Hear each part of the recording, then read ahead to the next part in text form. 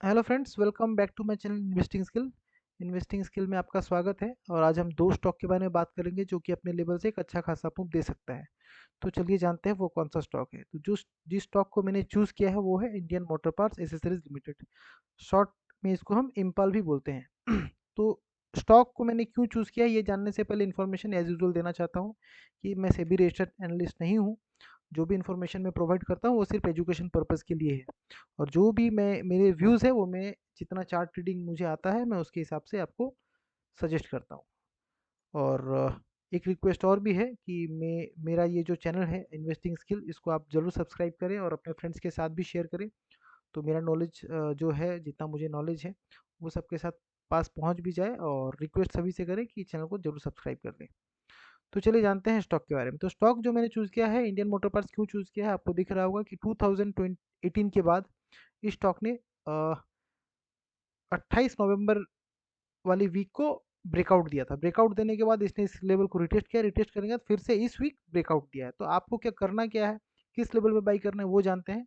लेकिन उससे पहले आपको आपको ये बता दूं कि इसका वैल्यूएशन क्या है। तो अगर हम इम्पल का डेट देखेंगे तो डेट बिल्कुल नहीं है, जीरो डेट है। और प्रॉफिट लास्ट 3 इयर्स का जो है 20.2% है, जो बहुत बढ़िया है। इसलिए मैंने इसको चूज़ किया है। एक छोटी सी कंपनी है, 1400 करोड़ की कंपनी है।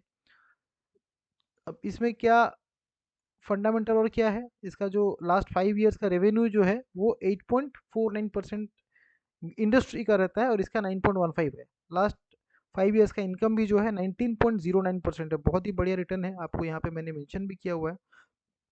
तो इसीलिए मैंने स्टॉक को चूज़ किया है। इस पर क्या बाइंग प्राइस होना चाहिए, तो बाई नियर,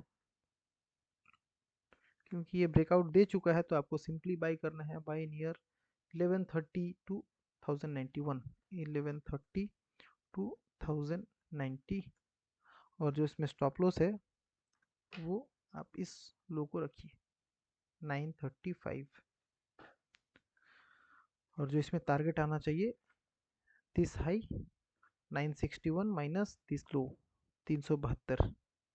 तो अगर हम इससे कैलकुलेट करते हैं ये टारगेट होना चाहिए। तो टारगेट क्या होना चाहिए हम देखेंगे यहाँ से 1572 का। तो टारगेट हम क्या लिखेंगे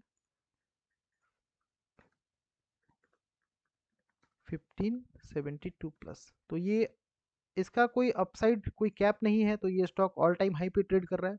तो ऐसा नहीं है कि ये स्टॉक सिर्फ 1572 पे ही रुक जाए, ये स्टॉक कहीं भी जा सकता है। तो यहाँ से अगर 1572 आता है तो अप्रॉक्स 40% का रिटर्न हमें स्टॉक पे दिखता है 6 to 8 मंथ्स में। मैं एक्सपेक्ट करता हूँ कि ये लेवल तक आ जाना चाहिए। ये तो था पहला स्टॉक। दूसरा स्टॉक जो है वो है शिपिंग कॉरपोरेशन।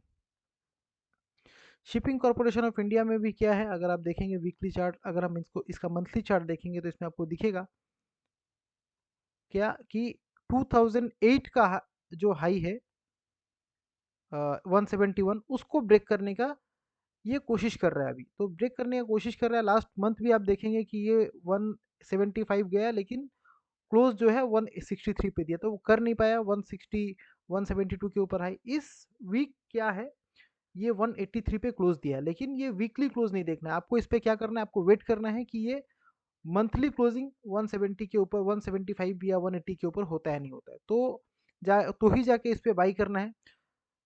क्या बाइंग लेवल होना चाहिए, क्या स्टॉप लॉस होना चाहिए वो हम जानेंगे। लेकिन उससे पहले हम अगर इसका फंडामेंटल देखेंगे, इसका वैल्यूएशन देखेंगे शिपिंग कॉर्पोरेशन का भी। तो क्या है शिपिंग कॉर्पोरेशन में नया, ये भी ऑलमोस्ट डेट फ्री कंपनी है। लास्ट 3 इयर्स का प्रॉफिट देखिए, लास्ट 3 इयर्स का प्रॉफिट जो है 50.6% है। सेल्स ग्रोथ 9.40% है। प्राइस टू बुक वैल्यू भी 1.20 है और मार्केट कैप टू सेल्स भी 1.64 है, जो कि बहुत ही बढ़िया है। अगर इसका हम थोड़ा सा फंडामेंटल देखते हैं, इस सी आई का वैल्यूएशन तो देख लिए हैं। अगर हम फंडामेंटल देखेंगे तो इसमें नया कुछ मुझे लगता नहीं है होना चाहिए। हाँ, लास्ट 5 इयर्स का इंडस्ट्री का रेवेन्यू जो है वो 10.25% है वर्सेस इंडस्ट्री 9.17। तो इसलिए मैंने इस स्टॉक को चूज़ किया है। तो इस पर क्या प्राइस होना चाहिए, क्या बाइंग प्राइस होना चाहिए, आपको वेट करना चाहिए, wait for monthly close above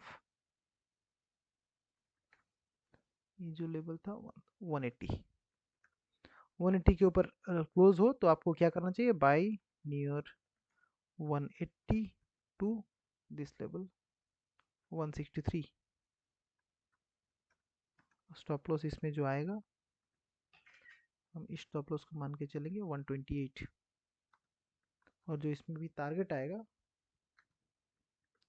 वो पैटर्न टारगेट आएगा, मतलब this high minus this low. तो इसको मैं कैलकुलेट करता हूँ।